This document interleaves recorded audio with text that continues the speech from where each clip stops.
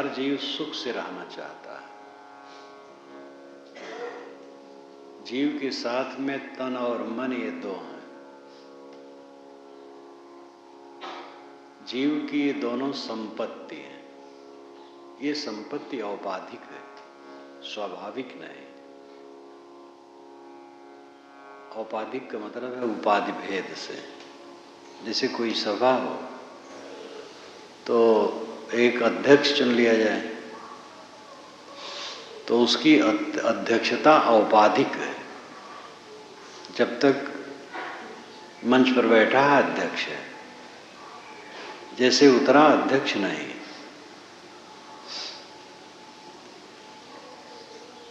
जीव का जो स्वाभाविक स्वरूप है वो चेतन है और आत्मा है।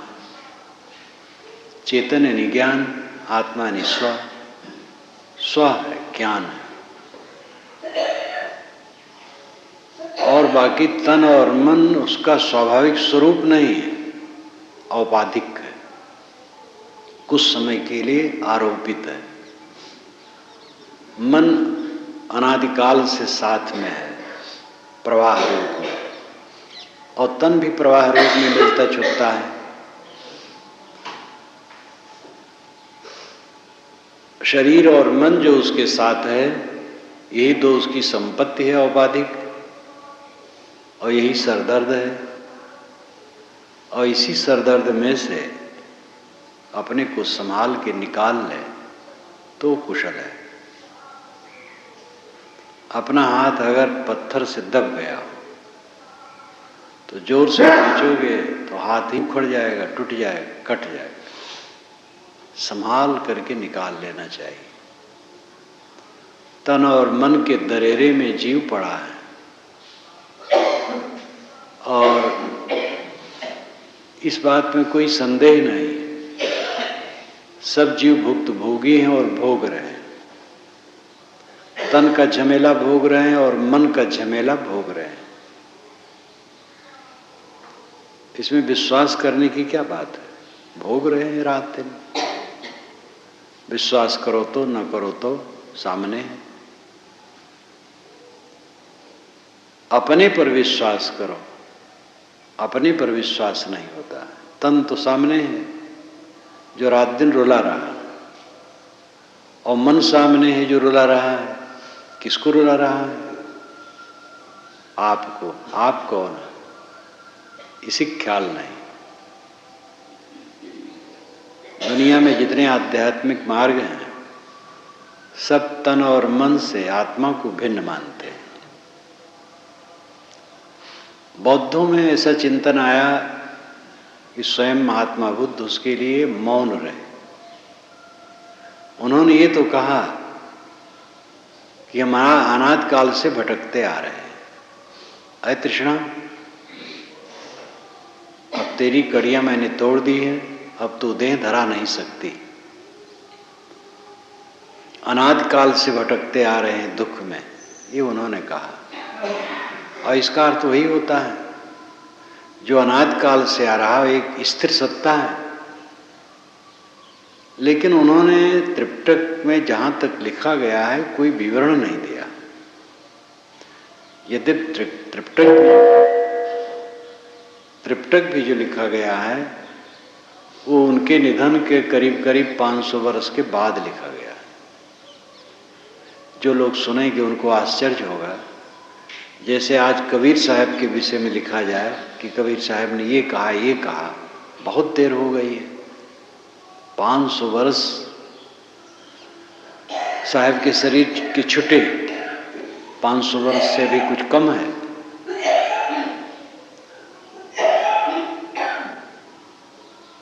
तो इतने दिनों के बाद बताया जाए कि उन्होंने ये कहा, उन्होंने ये कहा, उन्होंने ये कहा, ये उपदेश है, तो बहुत कुछ मिलावट हो जाती है। लेकिन 500 वर्ष के बाद जो लिखा गया है त्रिपिटक, उसमें कहीं ये नहीं लिखा गया है कि आत्मा नहीं है। कहीं नहीं लिखा गया, बल्कि स्वाभाविक धुनन यही है कि दुख से बचें। जन्म मरण के प्रवाह से बचें। अनाथ काल से हम भटकते आ रहे हैं, किंतु विवरण नहीं। पीछे से जहां विवरण दिया गया वहां खंडन किया गया। नागसेन ने पहली बार खंडन किया। आत्मा के परिनिष्ठित स्वरूप का उन्होंने खंडन किया, क्षणिक प्रवाह की व्याख्या की। लेकिन क्षणिक प्रवाह की व्याख्या करने पर भी वो यही मानते हैं कि मैं चेतन हूं।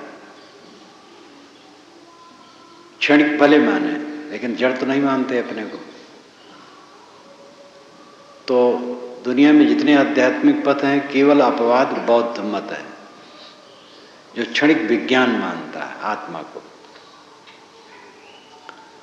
लेकिन जिसको मूल वचन बुद्ध का कहा जाता है, उसमें ये बात नहीं। कुल मिलाकर के उनका वो मान लिया जाए क्षणिक विज्ञान, तो भी वो बारंबार अपने को कहते हैं हमें दुख से मुक्त होना है। तो दुख से मुक्त होना है किसको? जिसको होना है वो तो है, तभी दुख से मुक्त होना है। मोक्ष किसको लेना है? निर्वाण किसको लेना है? इसलिए अपने आप पर जो विश्वास है ये बड़ी बात है। देह से भिन्न आत्म अस्तित्व है, इसका दृढ़ विश्वास होना चाहिए। सत्ता है, लेकिन सत्ता में विश्वास जब तक नहीं होगा तब तक साधना में प्रगति नहीं होगी।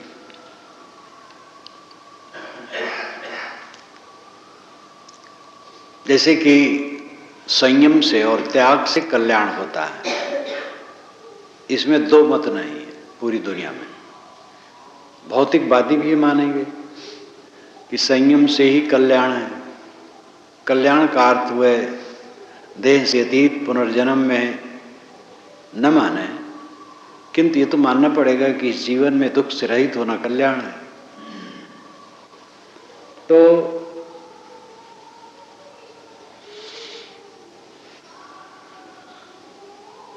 संयम से कल्याण है, ये निर्विवाद है। लेकिन इसमें भी विश्वास करने से तब संयम संभव। संयम में कितने लोगों को विश्वास है? विश्वास का अर्थ है उस पर कदम रखना। कदम नहीं रखते तो विश्वास कहाँ है? मन में होता है भोग, भोगने से आनंद आएगा। आत्म अस्तित्व के विषय में विश्वास होना चाहिए।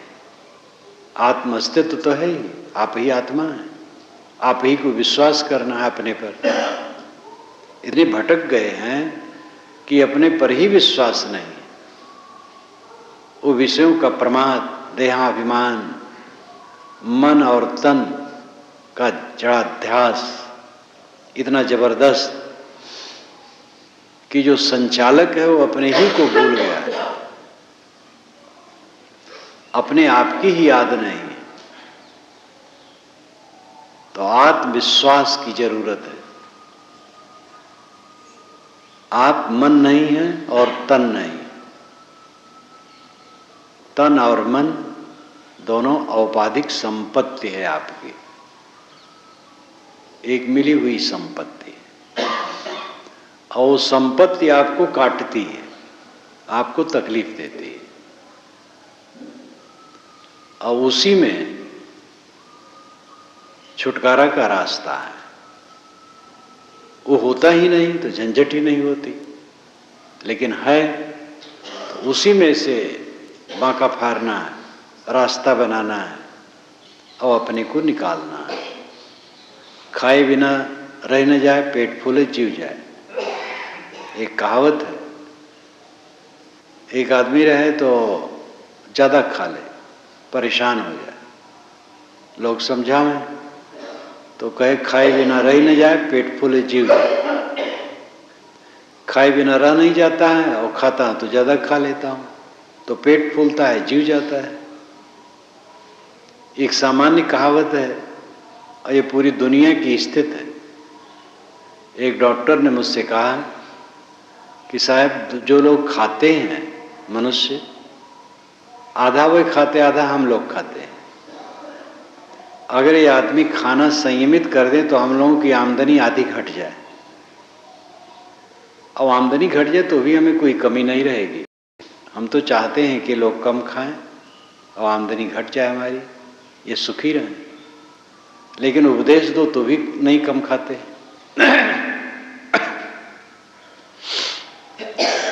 तो खाए बिना रह न जाए, पेट फूले जीव जाए। आदमी इतना उलझा हुआ है तन और मन में कि उसमें पिस रहा है, और उसमें से अपने को निकालने के लिए युक्ति नहीं पा रहा है, और जो युक्ति पाता भी है उसका उपयोग नहीं कर रहा है। त्याग के बिना कोई भी युक्ति का उपयोग नहीं होगा। रहनी क्या है? त्याग। कोई भी रहनी सद्गुण त्याग के रूप में हमारे सामने आता है।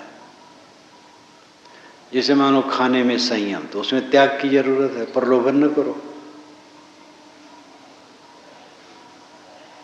ऐसे हर जगह जैसे कि क्षमा करना है तो त्याग की जरूरत है। अहंकार त्यागे बिना कोई क्षमा कर ही नहीं सकता है।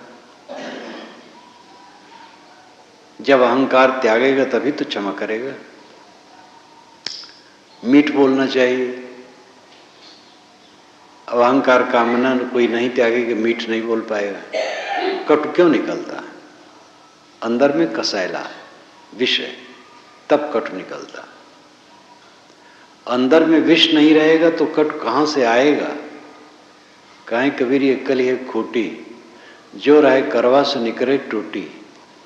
करवा में जो रहता वही तो टूटी सी निकलता है। कट इसीलिए निकलता है कि अंदर में कसैला है। अब उस कसैलेपन को त्यागोगे तो कट कहां से आएगा? अब इसमें संयम त्याग की जरूरत है। निर्माण बनो, सह लो। जब सह पाओगे तब मीठ बोल पाओगे। कट क्यों निकल जाता है?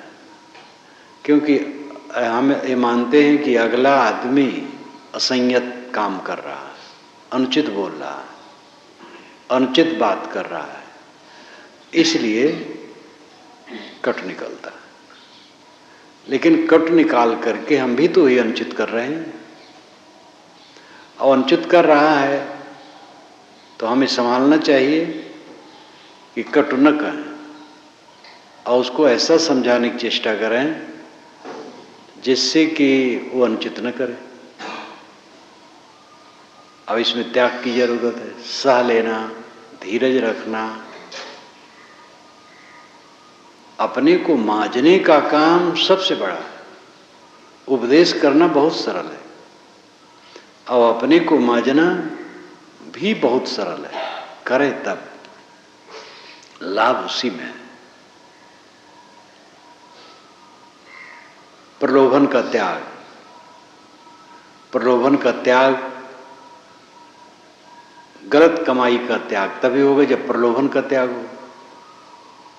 प्रलोभन का त्याग नहीं होगा, गलत कमाई का त्याग नहीं होगा। महात्मा गांधी ने वकालत जब की दक्षिण अफ्रीका में, झूठ नहीं, झूठ का आधार नहीं लिया। बिना झूठ का आधार लिए उन्होंने वकालत की, और वकालत उनकी सफल रही। उनकी इसी प्रतिष्ठा थी कि सच में इतनी प्रतिष्ठा होती है, लेकिन उनकी दृष्टि पैसे पर नहीं थी, कर्तव्य पर थी। पैसा मिलता था। आज भी शून्य नहीं है। वकालत में बिल्कुल झूठ का त्याग तो सबके बस की बात नहीं है। कानून के ऐसे रेचे पेचे होते हैं। आज भी ऐसे वकील हैं जो गलत मुकदमा नहीं लेते हैं। ऐसे मुकदमे होते हैं, ऐसे ऐसे जालसाज हैं।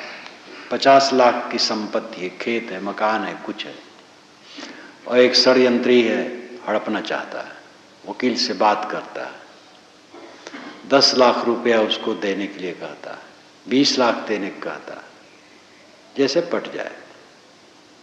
वकील सोचता अच्छा षड्यंत्र करता है, और हड़पने की चेष्टा करता है। सब वकील ऐसा नहीं करते। उससे कोई एक अच्छे वकील से कोई कहे, वो डांट करके खदेड़ देगा। वो कहेगा तुम्हारा कोई हड़पता हो तो बताओ। फिर वकालत करता है, उसमें झूठ फुरकुचाता है। तो सब जगह अच्छे लोग हैं, अंतर है। कुछ लोगों के गले में कहते हैं नट्टी नहीं है, पूरा पूरा जितना डालो चला जाता है, मतलब बड़े खब्बू हैं। खब्बू लोग महादुखी होते हैं। मैंने अपने जीवन में अनेक डॉक्टरों को देखा है कि जो बहुत कम फीस लेते थे, इतनी भीड़ होती थी, पैसा बहुत बढ़ जाता था। पैसा बहुत बढ़ने की उनकी चेष्टा भी नहीं थी, और उनकी शोहरत, उनकी प्रशंसा और उनको मानसिक प्रसन्नता, जो सबसे बड़ा सुख है, वो मिलता था। जिनका मेरा संपर्क था, अब तो बूढ़े हो गए होंगे। जब मैं उधर जाता था नौजवान थे। मैं उनको देखता था कि कोई मत का साधु हो, उनकी फ्री सेवा। गरीब से और कम लेना, जो बहुत गरीब हो वैसे कर देना। यहाँ तक कि गरीबों के प्रसव की जब बात आवे तो अपने हॉस्पिटल में प्रसव करा दें, अपने तरफ से सेवा कर दें। वो जाना चाहे तो कहें तुम्हारे घर में सीलन होगी, अभी 2-4 दिन ही रहो। इतनी दया, और सब अपने तरफ से कर देते थे, कमी कुछ नहीं। जो केवल पैसा नोचते हैं वो शांत नहीं रहते, सुखी नहीं रहते। आजकल तो ऐसे ऐसे डॉक्टर हैं जो अगर पैसा वाला आदमी है, बीमार है, ऐसी दवाई दे देंगे इसकी बीमारी बढ़ जाए, जिससे काफी दिन तक वो भर्ती रहे और खूब इनकम हो।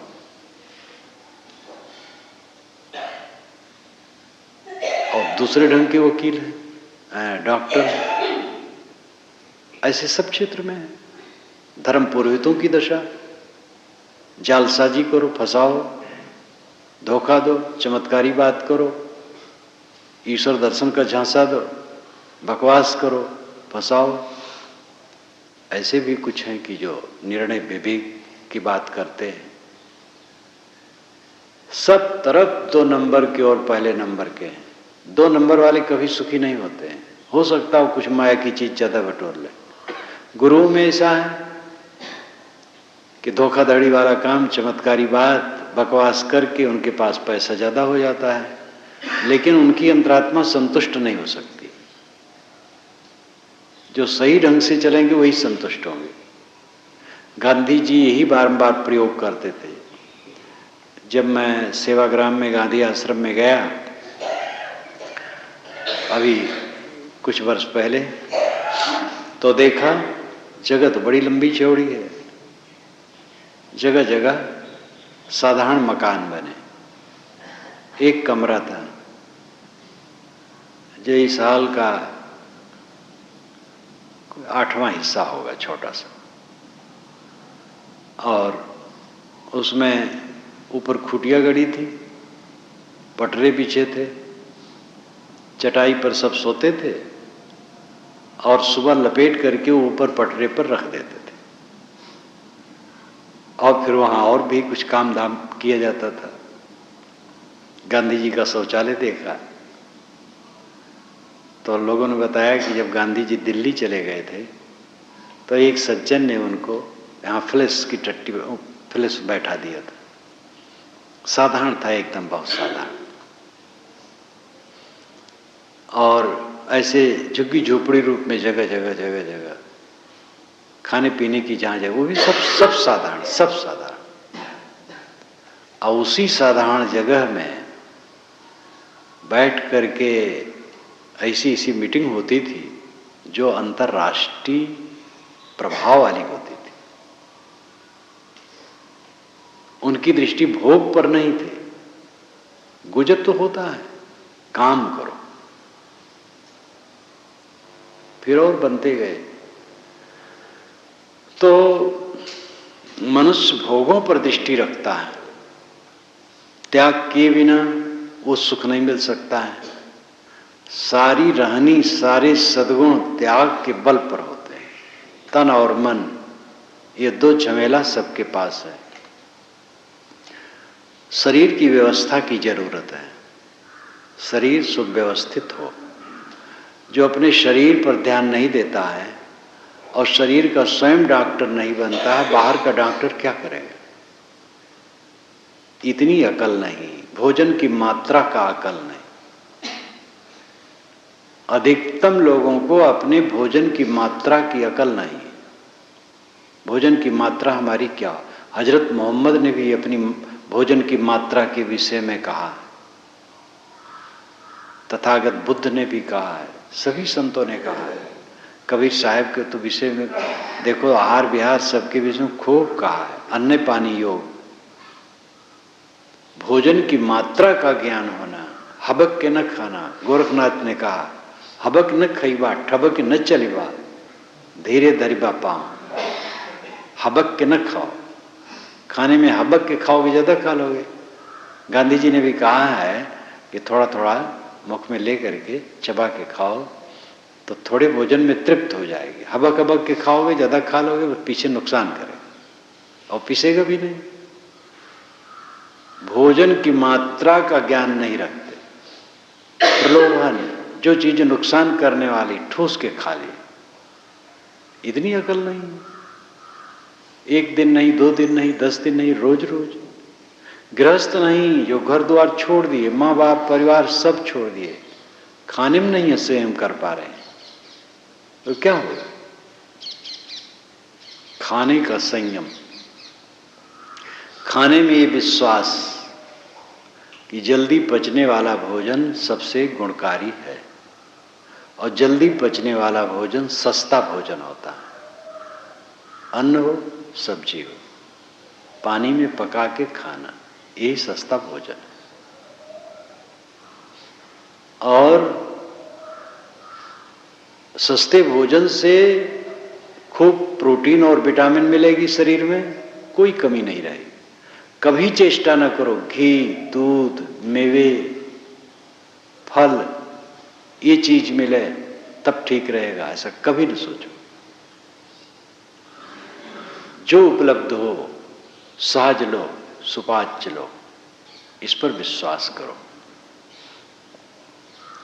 कड़ी भूख लगने पर खाओ,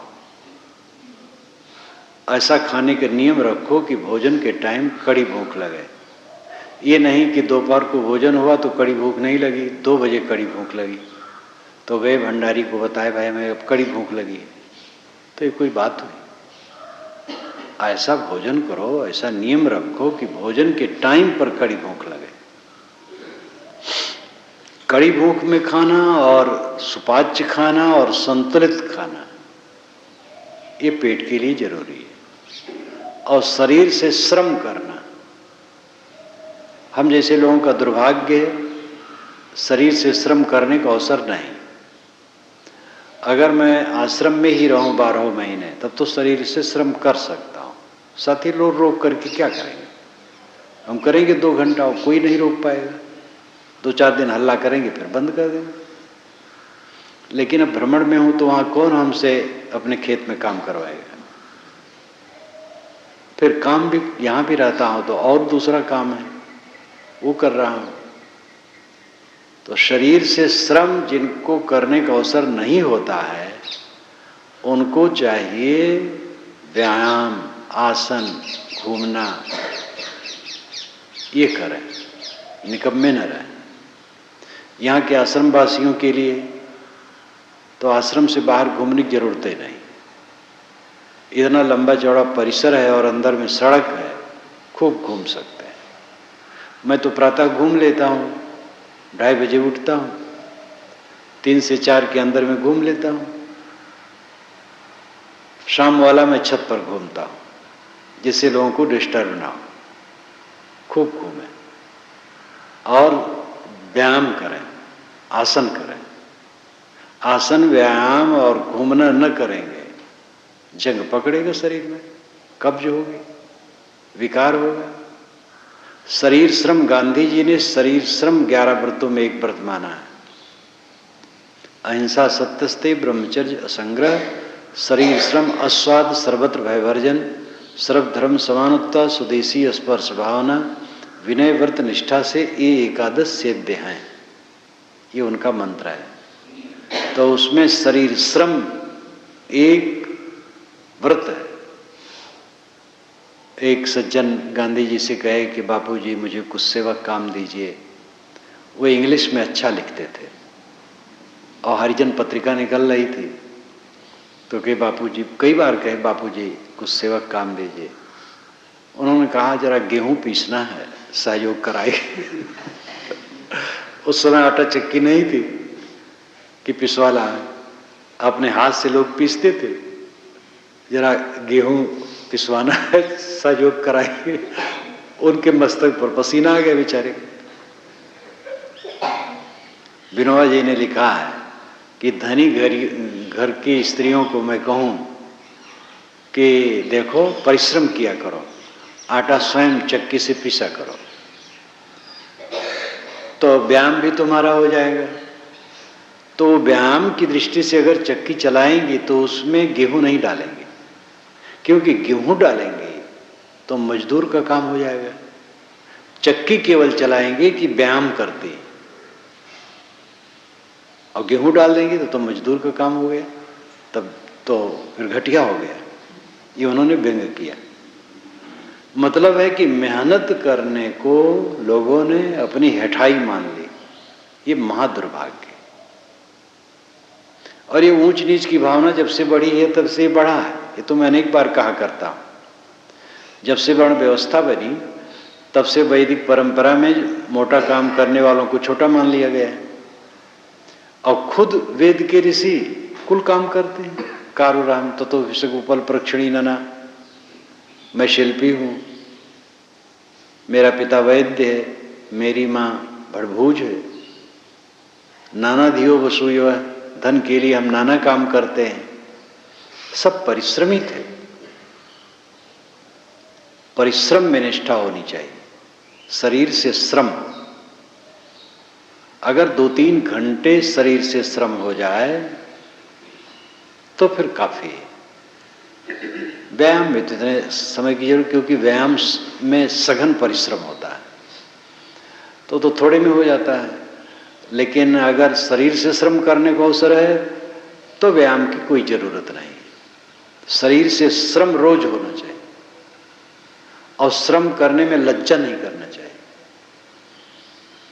हम तो पढ़े लिखे हैं, हम तो बूढ़े हैं, हम तो गुरु हैं, हम तो इतने दिन के साधु हैं, ये कोई बात हुई? स्वामी विवेकानंद खुरपी लिए जब मरने के कुछ दिन पहले अमेरिका घूम आए थे, प्रसिद्ध हो गए थे, खुरपी लिए घास निकाल रहे थे बारी में, तो लोग आए मिलने कुछ कि स्वामी जी से मिलना है। उन्हीं से पूछ रहे हैं, तो सोचिए कोई साधु होगा घास निकाला, तो कहे कि ठीक है मिल लोगे, हो जाएगा। तो कि महाराज कहाँ मिलेंगे? कहे मिल जाएंगे।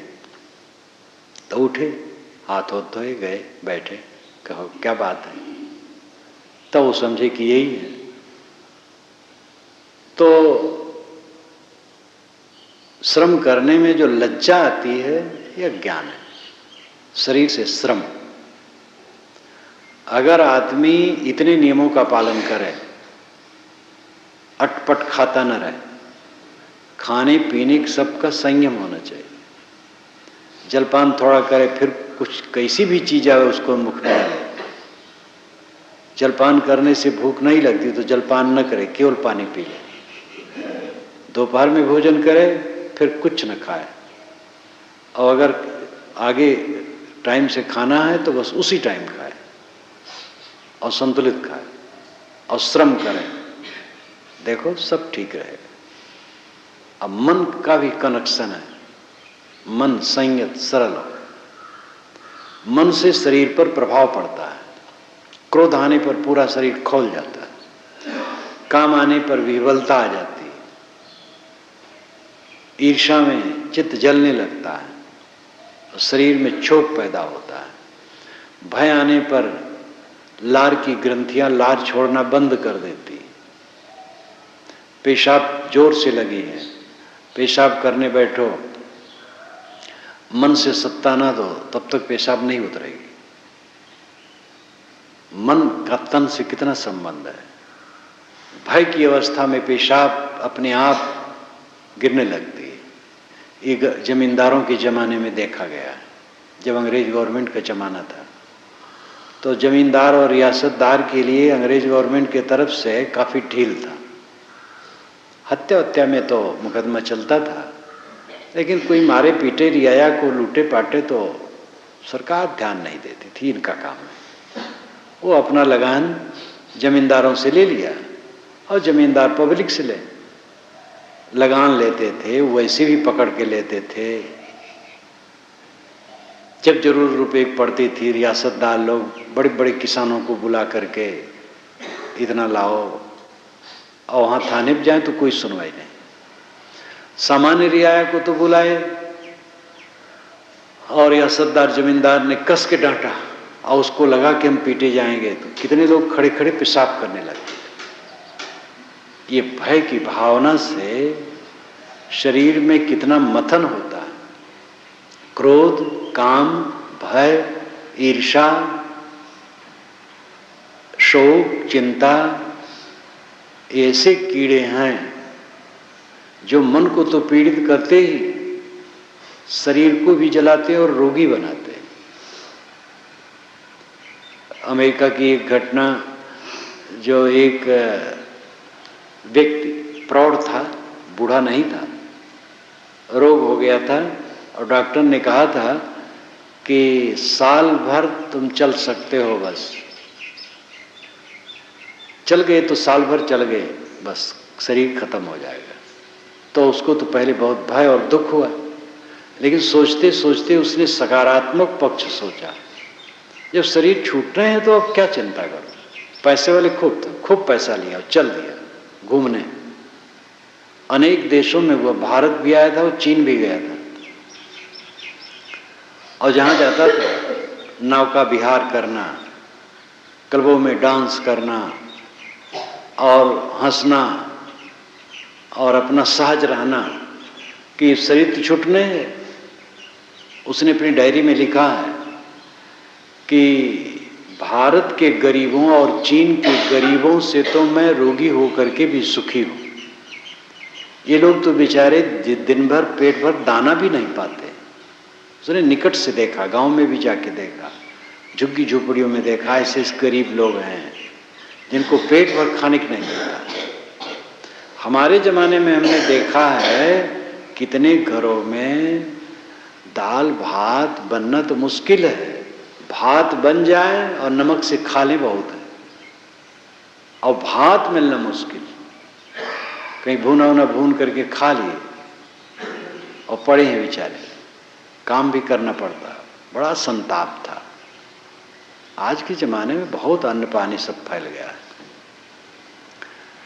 तो उसने लिखा है कि भारत और चीन के गरीबों से तो मैं रोगी होकर के भी सुखी हूं, तो बेचारे खाने भी नहीं पाते। और साल भर के पहले ही अमेरिका गया तो डॉक्टर से जांच करवाया। डॉक्टर आश्चर्यचकित हो गया। डॉक्टर ने कहा कि तुम्हारा रोग तो दूर हो गया, अभी तुम मरोगे नहीं। और उसके बाद वो 20 वर्ष तक जीवित रहा। तो मानसिक प्रभाव शरीर पर बहुत आता है। हल्का मन और दुनिया की चीजें, दुनिया की व्यवस्था कौन करता है? इसकी व्यवस्था पूरी कोई नहीं कर पाया है। जो अपना कर्तव्य है करते चले। अपने आप अपने मन को ज्यादा डाल देना व्यवहार में दुख का कारण बनता है। उसमें ज्यादा न डुबाओ, काम करो। अच्छा, कोई काम न करे तो संतुष्ट रहेगा, बिल्कुल ऐसी भी बात नहीं है। जिम्मेदारी लेकर के करने से अपने व्यक्तित्व का निर्माण होता है। जो लोग मानते हम कुछ नहीं कर, एक साधु ने तो बताया कि एक बड़े साधु ने मुझसे कहा कि देखो, तुम जब भंडार घर में रोटी बेलने जाओ तो टेढ़ मेढ़ बेल दो। अच्छी रोटी बेलोगे तो तुम्हें बारंबार कहेंगे आओ काम करो, आओ काम करो। हम कहें महाअपराधी वो साधु था, उसको तो निकाल बाहर करना चाहिए। ऐसे लोगों का कल्याण क्या होगा? व्यवहार ही खराब है। तो ऐसे ऐसे भी दुष्ट होते हैं वेश में, हम तो सुने तो दंग रह गए। कहीं किसी आश्रम की बात है, दूर की बात है और ज्यादा दिन की बात है, लेकिन ऐसे ऐसे होते हैं। श्रम करना चाहिए और श्रम में शौक से करना चाहिए। सब काम शौक से। परिश्रम छोड़ देने से तो मन और खराब होगा। जिम्मेदारी लेकर के जो काम करता है उसका व्यक्तित्व और सुव्यवस्थित हो जाता है।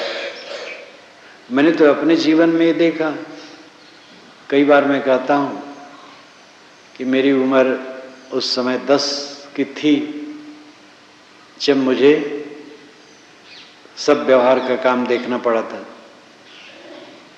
पूरी गृहस्थी खेती बाड़ी संभालनी पड़ी थी और शौक से संभालता था। मुझे शौक रहता था कि माता पिता को किसी प्रकार की चिंता ना हो, मैं सब कर लूँ।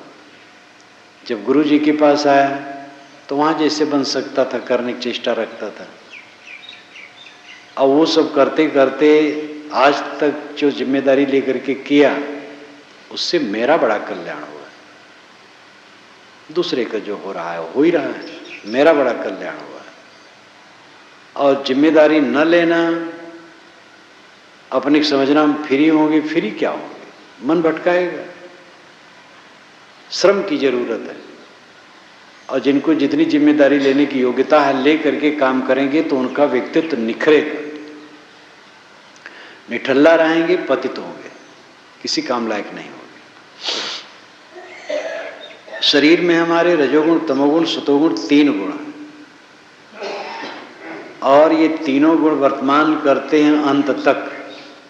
जीवन मुक्त के शरीर में भी रजोगुण, तमोगुण, सतोगुण के साथ रहते हैं, वे सब शुद्ध जाते हैं। कोई भी जीवन मुक्त पुरुष क्रिया के बिना नहीं रह सकता। मैं श्री विशाल साहब को देखा तो लोग मिलने आए हैं।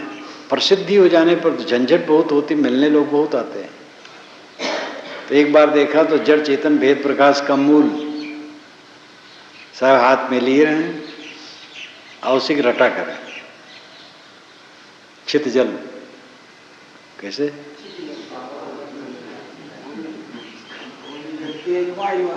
भूमि जल तेज वायु आकाशा 5 तत्व जड़ सदा निवासा। चेतन जीव मिलखट वस्तु है, असंसारनाथ स्वयं। फिर उसी को प्रेम साहब हंसे कि साहब प्राथमिकता प्राथमिक पाठ पढ़ रहे हैं तो अपना उसी को पढ़ा करें, लोग बंदगी करें, जाए आए। कई बार उदाहरण देता हूँ काशी वाले के संत को, जो पोस्ट ऑफिस के सामने लॉबी में पड़े रहते थे, नंगे रहते थे, या तो पलथी मार के बैठे रहते थे या तो पेट के बल लेटे रहते थे। उनका कक्ष भाग कोई कभी देख नहीं पाता था। जब खड़े होते थे तब तो दिख जाता था। बहुत तगड़े एक जगह पड़े रहते थे, मोटा गए थे, लेकिन मौन रहते थे, नंगे फर्श पर रहते थे, एकदम फर्श पर, सीमेंटेड फर्श पर। कठिन ठंडी रहती थी, हम लोग कमरे के अंदर रजाई गद्दे में रहें। उस समय वह सड़क के किनारे पोस्ट ऑफिस की लॉबी में फर्श पर बैठे रहें या पड़े रहें, इतना अभ्यास किए थे और कोई पागल नहीं थे। तो उनको मैं कई बार देखूं लेटे रहें पेट के बल और कागज पर कुछ लिखते रहें। तो ऑफिस वाले कागज का टुकड़ा इतना इतना रख दें और कई दावात स्याही भर करके और कलम कई ऐसे सेठा का बना करके रख दें, तो उसमें डुबावें, लिखें और अक्षर कुछ नहीं पता चले, तो लगे कि अपने मन को वो एकाग्र करने के लिए कर रहे हैं। तो रजोगुण शरीर में है वो क्रिया प्रधान है। क्रिया को एकदम कोई रोक नहीं सकता। क्रिया का संयमन चाहिए। अध्ययन में, श्रवण में, सेवा में उस क्रिया के वेग का व्यय होना चाहिए। तम गुण है, वो भी शरीर में है। जब हम सोने चलते हैं, बत्ती बुझा देते हैं, अंधकार तम है। सोना तम है, और सोना कितनी जरूरी है। सोना सोना है, यानी सो जाना सोने के समान मूल्यवान है, बहुत जरूरी है सोना। और सोना तम है, आलस्य आना तम है। अब आलस्य की जरूरत है, आलस्य आएगा तभी नींद आएगी।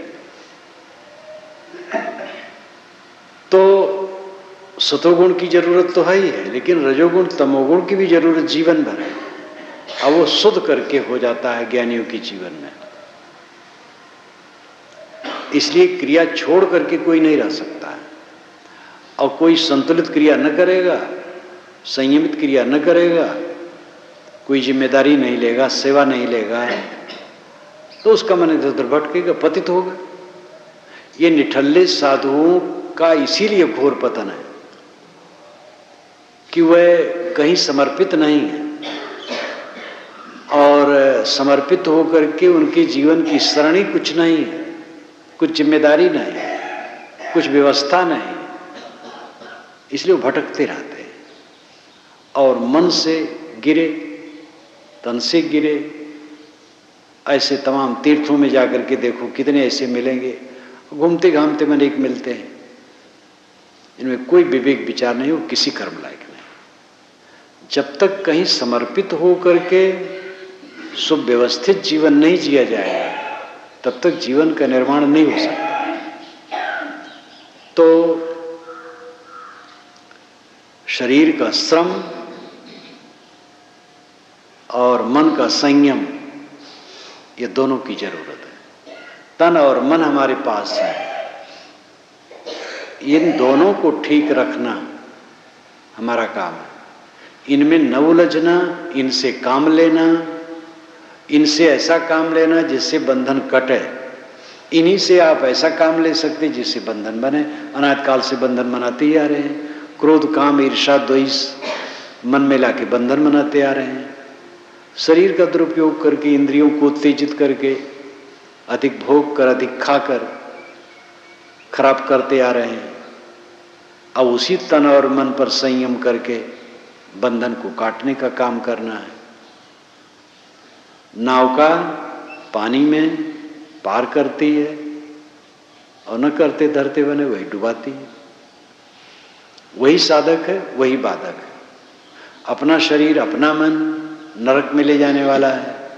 अपना मन, अपना तन संयमित हो जाए, यही कल्याण कर देने वाला है। हमें ये सब मिले, अब इनका उपयोग करना हमारे जिम्मे में है। समझ सही हो, उपयोग सही हो, तो ये कल्याणकारी हो जाएंगे। साधकों को इस पर जरूर ध्यान रखना चाहिए कि जो लोग ये मान लेते हैं कि दिन भर छुट्टी रहे तो साधना बनेगी, वो भूल में।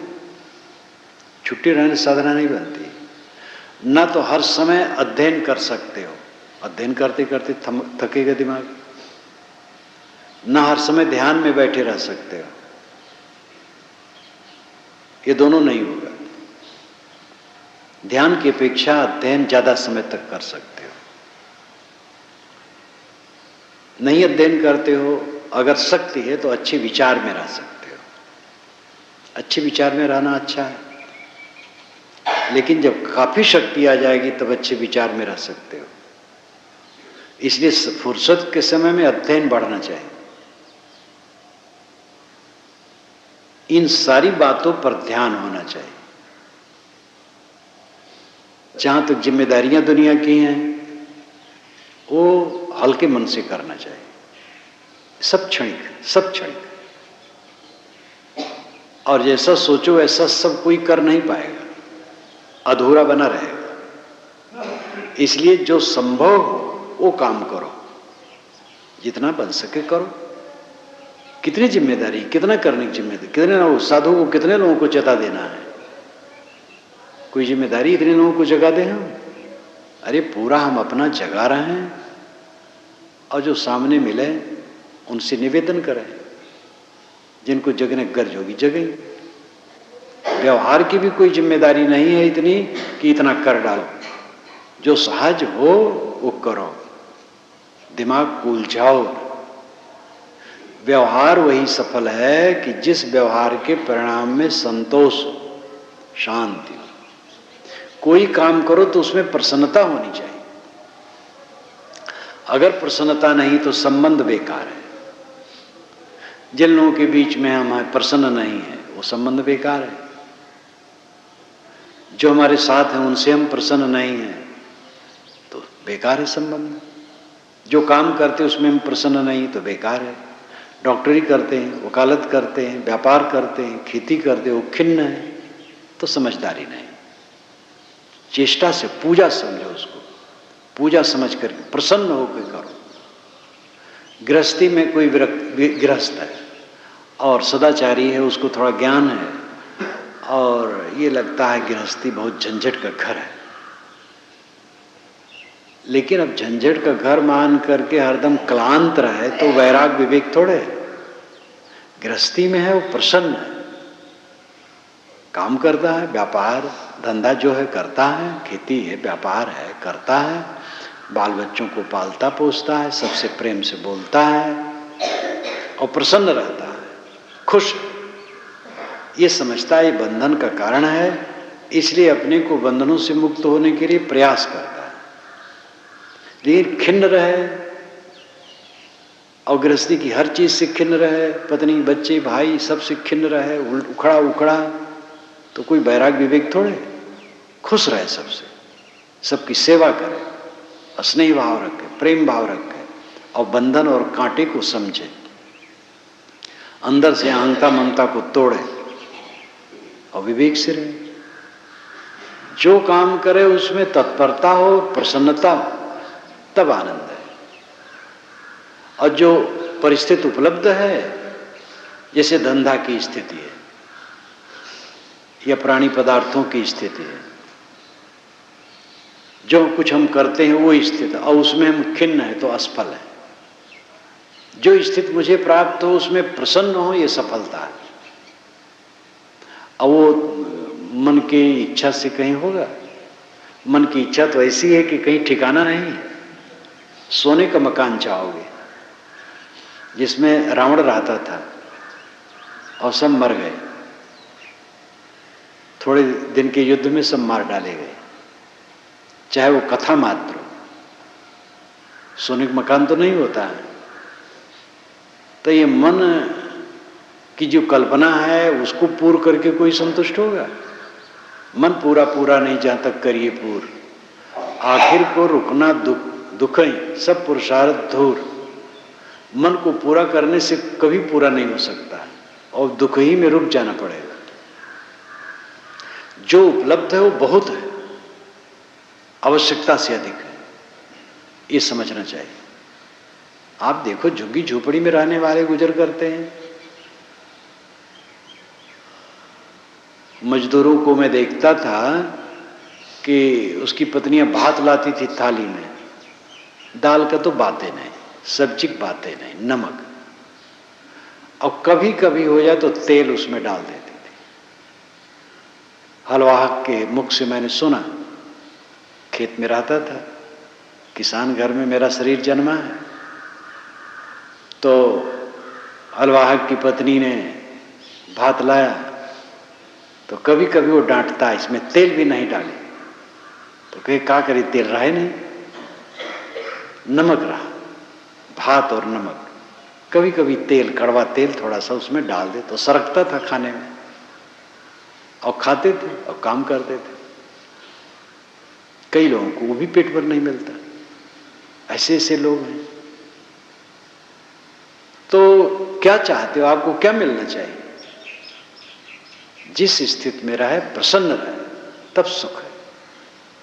अब बस तृष्णा तृष्णा वासना इच्छा कभी पूरी नहीं हो सकती। सुख से हम कैसे रहें, जिस स्थिति में रहें उस स्थिति में प्रसन्न रहना सीखें। जिन मनुष्यों के बीच में रहें उन मनुष्यों से मीठा बोलना, आदर देना सीखें। सबसे घुल मिल के रहें। अपने बड़प्पन का कभी ख्याल ना रखें। किसी चीज का बड़प्पन, गुरुवाई का बड़प्पन, उम्र का बड़प्पन, विद्या का बड़प्पन, तप का बड़प्पन, सद्गुण का बड़प्पन, ज्ञान वैराग का बड़प्पन, साधु होने का बड़प्पन, किसी चीज की याद न रखें। सामान्य मनुष्य अपने को समझे और जिन लोगों में रहें घुल मिल के प्रेम से रहें, सुख से रहेंगे। कुछ अपने में बड़प्पन आरोपित करके रहेंगे तो कटुता बढ़ेगी, फिर आप ठीक नहीं बोल पाएंगे, कट बोलेंगे। अपनी आन बान कुछ दिखाना चाहेंगे, दूसरों के सामने अपने को प्रतिष्ठित करना चाहें, वही कलेश शुरू हो जाएगा। एक सज्जन ने कहा, मैं जाता हूं सभा में तो लोग मुझे आगे बैठने नहीं देते हैं, और मैं बुजुर्ग हूं और मैं इतने दिन का हूं। तो दूसरे ने कहा, आप पीछे बैठ जाओ, लोग कहें साहब आगे बैठिए आगे बैठिए। अब आप ऐसा कह रहे हो, ये कितनी तौहीनी की बात है। ये सब कमजोरियां, पीछे बैठने से क्या नुकसान होता है, बहुत बढ़िया है। अब मैं तो खाली कह पाऊंगा, बैठना मेरे लिए कठिन हो गया। इसलिए बड़पन में बड़ा अपराध है, झंझट है। तो पीछे बैठ जाने से क्या नुकसान होगा। जिन लोगों के बीच में रहें खूब प्रसन्न रहें, और हमारे द्वारा कम से कम किसी को कटुता न मिले, ये ध्यान रखो, तब सुखी रहोगे। सादा भोजन पर विश्वास करोगे तब सुखी रहोगे। सादा सस्ता भोजन, सस्ती चीजों का उपयोग करने में विश्वास रखोगे तब सुखी रहोगे। कम से कम अपने ऊपर खर्च करने की चेष्टा रखोगे तब सुखी रहोगे। प्रलोभन छोड़ोगे तब सुखी रहोगे। शरीर से श्रम करोगे तब सुखी रहोगे, और मन को विचार प्रवाह में रखोगे तब सुखी रहोगे। कामचोर बनोगे, कपट रखोगे, छल रखोगे, कभी सुखी नहीं रहोगे। निश्चल चित्त, निर्मल चित्त, समर्पित चित्त, तब सुखी रहोगे। सुख से कैसे रहें। तन और मन के गड्ढे में हम पड़े, जंजाल में पड़े,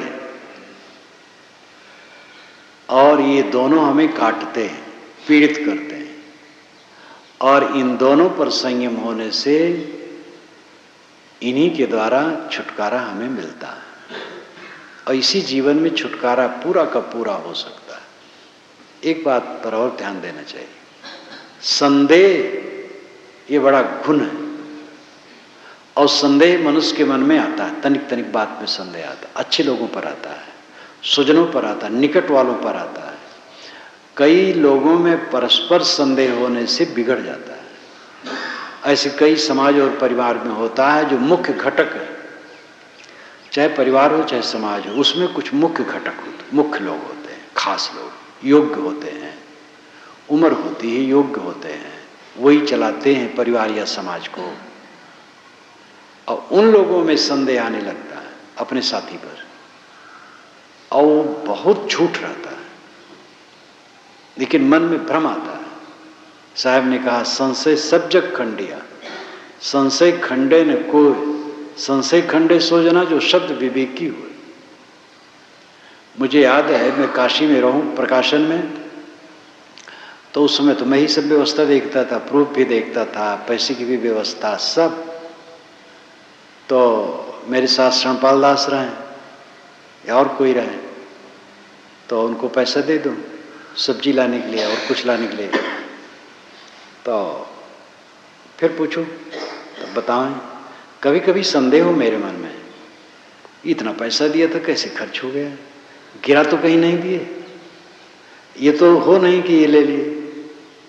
शरणपाल दास पूरा समर्पित, जो कुछ उनके था, घर की संपत्ति वो भी समर्पित, और जब कभी मैं उनको कुछ देना चाहूं, कभी लिए नहीं मेरे हाथ से। ऐसा आदमी चुरा लेगा? तो ये तो संदेह नहीं रही कि चुराते हैं, ये संदेह गिरा तो नहीं देते। तो कॉपी उठा करके देखूं तो देखूं सब ठीक है, खरीद करके लाए हैं वैसे पैसा सब गणित के अनुसार सही है, तो गिराए नहीं। अब अगर वो न लिखे हों, वैसे हो अंधकार में, तो वो गिरा दिए। अब फिर आगे संदेह उन पर तो नहीं हो सकता, नहीं किसी पर हो सकता है, ये धर लिए। तो संदेह होता है मनुष्य के मन में,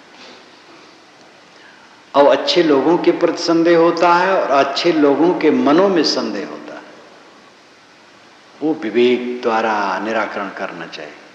साथी पर संदेह न हो, निसंदेह।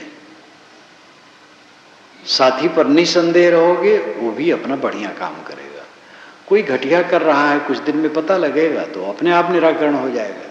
ऐसा अपवाद कभी आता है, स्वाभाविक नहीं है, स्वाभाविक सच्चाई ही है। तो संदेह संशय सब जग खंडिया, संशय खंडे न कोय। हमने मान लिया कि अमुक का साधक आज दिन भर बैठा रहा, कुछ किया नहीं, लेकिन हम नहीं जानते उसने कुछ किया है, दूसरे काम में लग गया है, और हम समझे वो मुंह चुरा करके बैठा है। अब ऐसी बात नहीं, तो ये संदेह तो अपना। ऐसे घर द्वार कहीं भी हो, दूसरे के लिए मन में संदेह हो जाता है, इस संदेह का निराकरण रखना चाहिए। अपना मन निसंदेह, सबके लिए सब समर्पित है, सब करते हैं, कोई कम भी करा कोई हर्ज नहीं। अपना मन बड़ा जंगल है, अपना मन बड़ा नरक है। अपने मन नरक दे रहा है, दूसरा कोई नरक नहीं दे रहा है। अपने मन को ठीक कर लो, स्वर्ग स्वर्ग। साथियों से नहीं बैठता है, कोई हो सकता है किसी का स्वभाव न ठीक हो, चला जाएगा। ज्यादातर अगर हमसे नहीं बैठता तो हमारी त्रुटि। जो लोग कहते हैं हमारे घर में नौकर टिकते ही नहीं है, तो इसका मतलब आपका दोष है। और जो नौकर कहता है मैं एक जगह टिक नहीं पाता, तो उसका दोष है। पीढ़ी दर पीढ़ी नौकर चलते हैं, पीढ़ी भर वही नौकर रहा, उसके बाद उसका लड़का नौकर रहा, अच्छा व्यवहार जहां रहता है, पीढ़ी दर पीढ़ी चलता है। अच्छा व्यवहार नहीं रहेगा तो खराब तो हो ही जाएगा। इसलिए व्यवहार की अक्ल, निसंदेह बुद्धि, सब में त्याग की जरूरत है। बस सारे सद्गुणों के अंतराल में त्याग की आवश्यकता है। सुखी हम कैसे रहें, सुख से कैसे रहें, इस पर मैंने थोड़ा सा विचार रखा। भोजन पानी में संयम, और ये विश्वास रखना सस्ता सरल सुपाच्य भोजन में स्वास्थ्य है, और श्रम पर विश्वास करना, मन को संदेह रहित रखना, कटुता का एकदम त्याग करना, ये सबसे बड़ी बात है।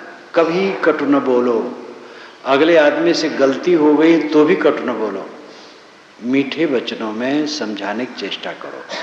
अगर आप स्वयं सुबस नहीं हैं, अगले आदमी की गलती के कारण आप उलझ गए तो न बोलो, जब सुलझ जाओ तब बोलो। इसीलिए न्याय में देर करने की बात कही जाती है। अब आजकल का न्याय देर तो है, वो तो बहुत गड़बड़ है। मुकदमा चलता है, एक हत्या हो गई थी तो करीब करीब 17-18 वर्ष हो गए, और हत्या में एक आदमी नाजायज फंस गया था। तो यहाँ आकर के बताया कि साहब हम फंस गए और हम रहे नहीं, साहब कोई सोर्स हो तो जरा जज से कहलवा दीजिए। हम कि भाई ऐसा सब कुछ नहीं है, और तुम आओ जाओ। अभी वो आया था, बूढ़ा हो गया, 16-18 वर्ष हो गया। हम कहे क्या है, कैसा है, वो इसे चल रहा है, कुछ नहीं हुआ है। अब वो मर भी जाएगा तब भी मुकदमा तय नहीं हुआ है। तो ये देरी तो बहुत गलत है। लेकिन न्याय में कुछ देरी करना चाहिए, जिससे कि संतुलित चित्त से न्याय करें, तो उलझे ना, उद्वेगित ना हो। कटुता का त्याग सबसे जरूरी। समाज, परिवार और दो व्यक्तियों का संबंध मिठास से बढ़िया है। कटु शब्द कहोगे, तिरछा को नहीं करोगे, कुतर्क करोगे, आप ही सुखी नहीं रहोगे, दूसरा क्या सुखी रहेगा। इन सब बातों पर ध्यान रखना चाहिए और अपने जीवन में प्रयोग करना चाहिए। अपने तन मन के बंधन से मुक्त होना चाहिए। इसी के लिए सत्संग है।